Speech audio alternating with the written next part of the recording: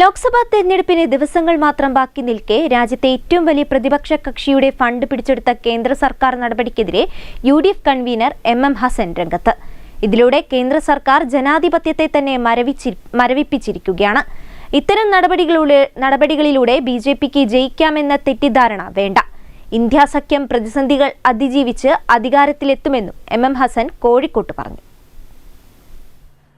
ലോക്സഭാ തെരഞ്ഞെടുപ്പിൻ്റെ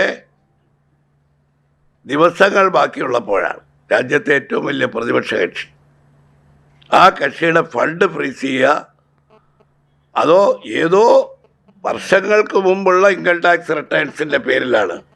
കോൺഗ്രസ് നേതാക്കളുടെ മൂവ്മെൻറ്റ് തടഞ്ഞാലൊന്നും ഈ തെരഞ്ഞെടുപ്പിൽ അതിൻ്റെ പേരിലൊന്നും BJPക്ക് വിജയിപ്പിക്കാമെന്ന തെറ്റിദ്ധാരണയൊന്നും വേണ്ട.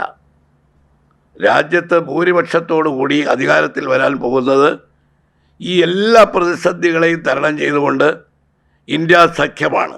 കോൺഗ്രസ് ഉൾപ്പെടുന്ന ഇന്ത്യ സഖ്യമാണ് അധികാരത്തിൽ വരാൻ പോകുന്നത്.